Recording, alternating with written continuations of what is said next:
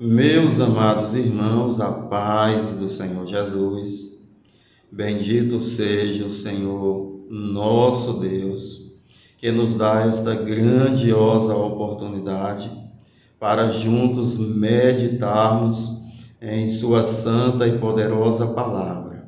Sim, juntos, porque eu quero convidá-lo para que façamos este momento no qual o Senhor vai edificar as nossas vidas por meio dos santos ensinamentos de Sua palavra.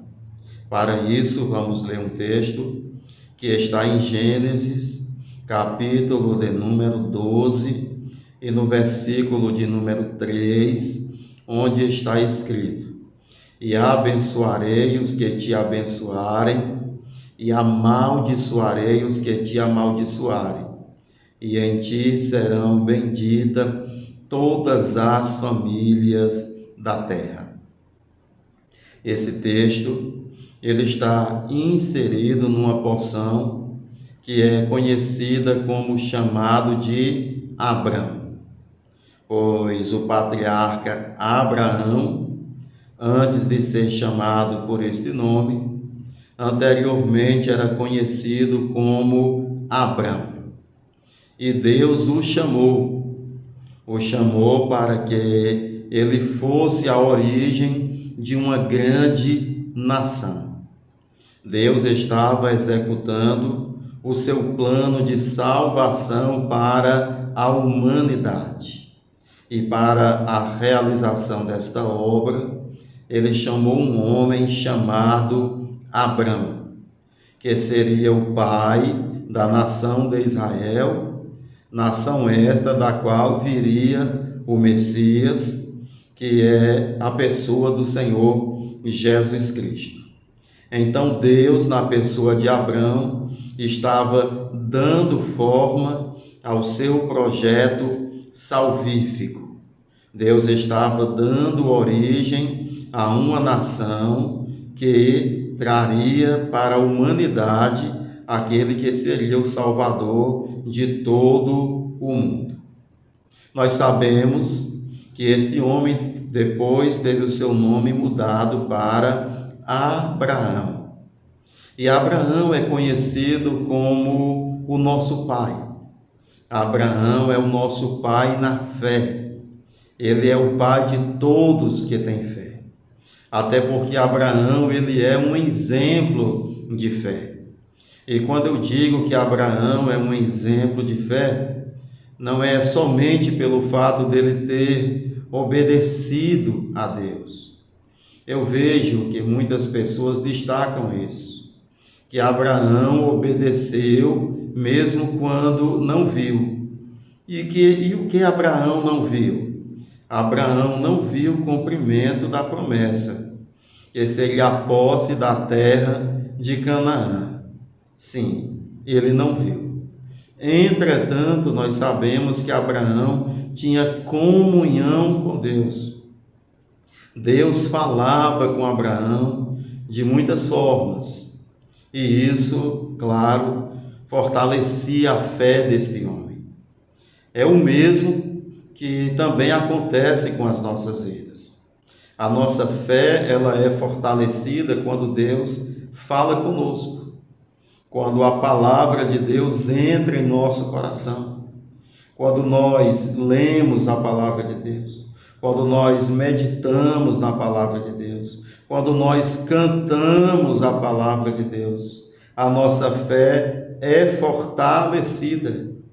A Bíblia diz que a fé, ela vem pelo ouvir. E eu digo também que a manutenção da fé é também a palavra de Deus. Pois sem a palavra de Deus, com certeza, a nossa fé tende a definhar. Mas Abraão possuía uma grande fé, porque Deus falava com ele. Se você quer uma grande fé, peça para Deus falar com a sua vida. Se você quer uma grande fé, você precisa ouvir a voz de Deus. Se você não ouvir, com certeza você não terá uma grande fé. É interessante notar que quando Abrão foi chamado, Deus lhe concedeu como que uma proteção espiritual. Deus falou para ele dizendo que abençoaria aquele que o abençoasse e amaldiçoaria aquele que o amaldiçoasse. Ou seja, se alguém abençoasse Abrão, esse alguém seria abençoado. Se alguém amaldiçoasse Abrão, este alguém seria amaldiçoado. Por quê? Porque Abrão era uma peça importante para a realização da obra que Deus estava construindo. Não vou dizer uma peça, mas vamos dizer que Abraão era uma pedra de grandiosa importância no edifício que Deus estava construindo. Não estou dizendo que Abraão era a pedra de esquina. A pedra de esquina é Jesus. Mas ele foi uma preciosa pedra na construção do edifício chamado salvação. Ele foi chamado. E quando ele foi chamado, ele recebeu de Deus esta proteção espiritual. Isto, amados irmãos, nos dá uma preciosa lição. Nós queremos as bênçãos de Deus? Se nós queremos, nós também devemos ter propósito de vida, assim como Abraão. Abraão estava dentro de um propósito estabelecido pelo próprio Deus. Por isso ele tinha esta maravilhosa proteção divina. E nós aprendemos que, se queremos desfrutar das mesmas bênçãos de Abraão, também devemos ter um propósito no que diz respeito à realização da obra de Deus. Irmão Isaac, eu quero ser abençoado por Deus. Eu quero a proteção de Deus. Eu quero a justiça de Deus. É necessário que nós, a exemplo de Abraão, estejamos engajados na realização da obra do Senhor. Deus não procura desocupados. Na verdade, Deus nos quer ocupados, empenhados e envolvidos nas coisas as quais Ele estabeleceu para cada um de nós. É interessante notar também que este homem, chamado Abrão e depois de Abraão, ele vivia em uma cidade chamada Ur, em uma região conhecida como Caldeia. E Deus mandou que ele saísse de sua casa, saísse do meio de sua parentela e fosse para a terra que ele indicaria. Percebemos que Deus tirou Abrão de uma zona de conforto. Mas na mesma medida em que Deus tirou Abrão da zona de conforto, ele deu um grande propósito de vida a Abraão. E eu pergunto, o que é que nós desejamos para as nossas vidas? A zona de conforto ou um propósito grandioso de Deus? Eu creio que nós devemos escolher o propósito grandioso de Deus e sairmos da zona de conforto. Às vezes a zona de conforto não passa de um lugar tedioso. Às vezes a zona de conforto não passa de uma mesmice. E Deus nos chama para vivermos uma vida dinâmica.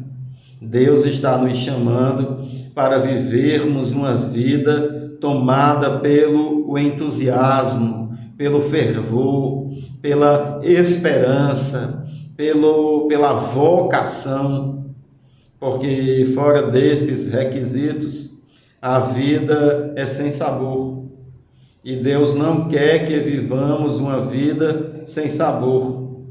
O próprio Jesus falou que nós somos sal da terra e disse também que somos luz do mundo.